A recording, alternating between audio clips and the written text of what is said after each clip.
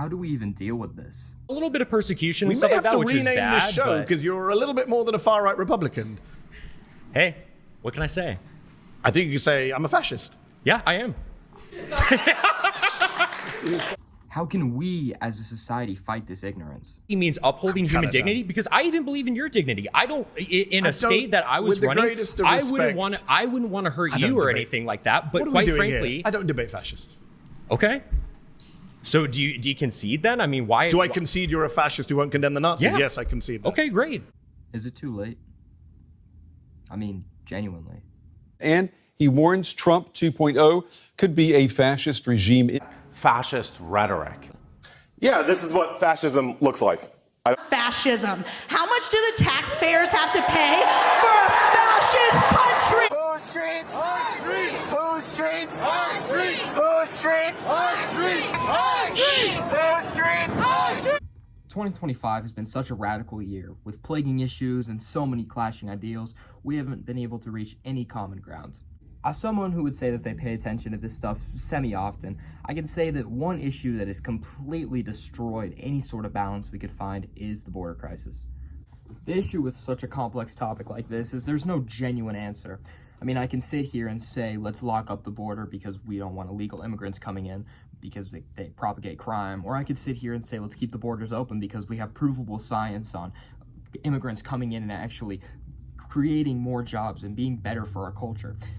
The issue is a lot of people don't want to listen and accept the complexity of this issue. They'd rather just sit on one side, goalposting, and hoping that someday they'll get their way. I mean, check out some of these statistics. This is insane. Another study by the Pew Research Center found that in 2016, 58% of Republicans have a very unfavorable impression of the Democratic Party, up from 46% in 2014 and just 32% in 2008. The Democrats have followed a similar trajectory over the years. Currently, 55% find Republicans very unfavorable. What's even more alarming, though, is that the same study found that 45% of Republicans and 41% of Democrats actually see the other side as a threat to the nation's well-being. This is a sharp increase even from just 2 years ago. You know what? I think I have an idea. What if we bring on a group of people on two different sides to talk about immigration and... oh, shit.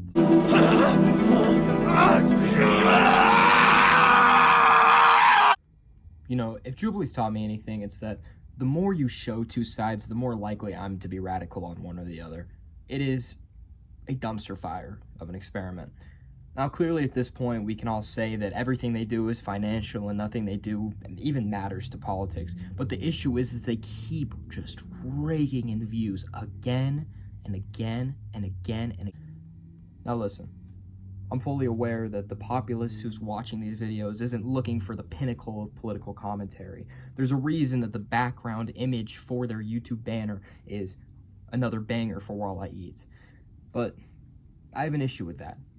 As much as I'd like to sit here and defend your lazy watchings, the thing is we need to do better as a society.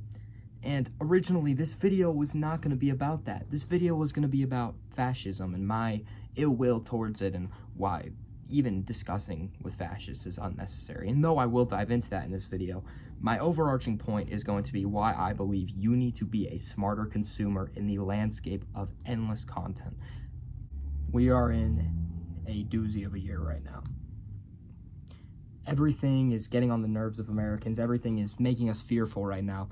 It's even driving around the world at this point, an international crisis.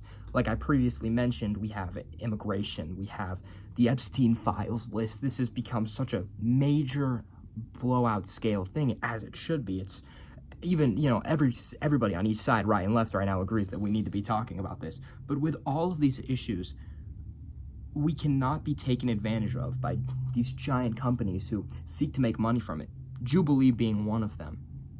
Now, it seems so harmless, this outer shell, but think about it. Why is Jubilee bringing on these fascists? Why is Jubilee bringing on these massive scale negative people that do not represent a general population, not even close to it?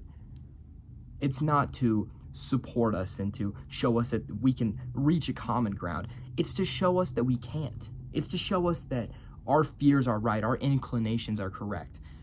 It's it's almost inherent to humans that when we see people like this, we start to drive towards what we believe in. We start to not care about what the other side has to say. And these corporations, though, they can make millions of dollars, get millions of views off of doing this because we love to agree with what we already know.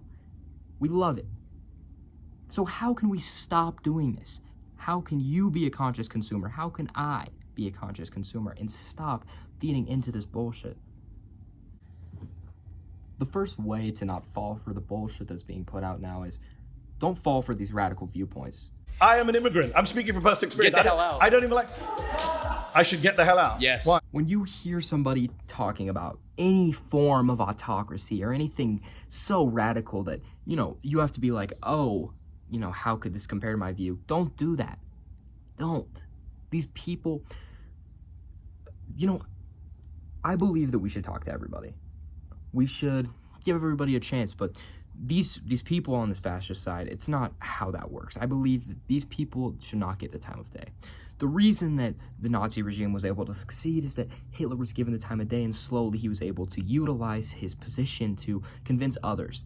I believe that if we don't actually take the time to actively disavow and ignore these people, then people can start to have these ideals fester in them, because maybe I just need, maybe one leader could be good to somebody I like. You find a leader you like and this happens. If you see a company like Jubilee coming out here and openly allowing these people on their platform instantly disavow, I don't understand how we can sit here and think that's okay. This is unnecessary. And, Mehdi Hassan on Jubilee actively said, I don't speak to fascists, I don't debate fascists. And when I first saw this, I said, why? Of course I think fascism is disgusting, but shouldn't we give everyone the time of day? But the more you look into these things, the more you realize historically, this is how we as a society will falter. We'll find one guy who says the right thing and we'll start to go down the rabbit hole. So actively disavow these views. And I'm saying this from me to you, from brother to sister, from brother to brother, from brother to whatever. I'm right here, and I think this is disgusting, and you should too. I think one reason why contemporary fascism has been able to plague our media outlets and plague so many of these YouTube channels, Jubilee as our big kingpin, is reading. Now hear me out. I'm going to stand on a soapbox, but I'd like you to listen, and I'd like you to understand where I'm coming from. Maybe you disagree, and I'd love to hear that discourse in the comment section, but I think reading is on a decline, and we've seen this so much as of recent. There's been a whole, male reading crisis, as it's been named, over social media, and it's just shown that if we start getting our information in such a fast-paced and laissez-faire way, then the information we can get is half-baked, untrue, or just straight-up propaganda. So, I implore you, every single person watching this, if you want to stop these movements being spread, these ill-will movements, start to understand people. Talk to them, of course, but I think another way to understand them is reading. Right here, I thought I'd throw this out here. It doesn't have to be some complex, deeply literary academic piece. It can be a good old-fashioned comic book, or manga in this case. We have Berserk by Kentaro Miura. This is the most impactful thing I've ever read. I read this years and years ago, and it's stuck with me my whole life. And I think that reading pieces such as these gives you a level of empathy/sympathy that you cannot garner from just being so lazily compelled by anything you see online. You connect with characters. You start to learn that autocracy, this one-man nation, cannot work. We need to work as a unit, and I've seen so many fantastic arguments for why this is, and they are all in fictional literature. Again, Berserk is a great piece. I can recommend hundreds if you'd like. I mean, I'm happy to go in depth if anybody's curious one day. But my main point here is I want you to stop and think for a sec.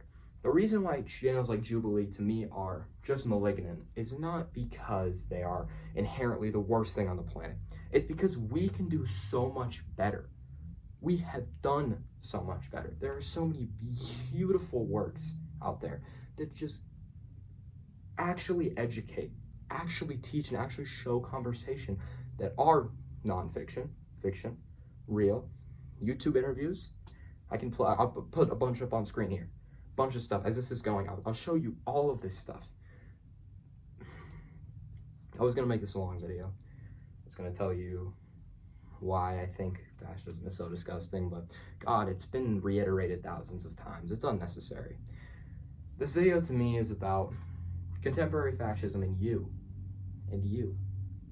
watching this. Why you're here and what you can do with your time and what you can do with your brain is fascinating. I didn't want to make this some inspirational video, but look at what it's become. You are fascinating and a great person, and you could achieve a lot if you put your energy in the right places. Something I work on every day, something that I don't do, but something you can do, something we can do. Pick up a book, pick up a good album, pick up something that takes a little bit longer to digest. Start reading political news from trustworthy sites. I personally love The Conversation. Wonderful website if you're looking for quality news.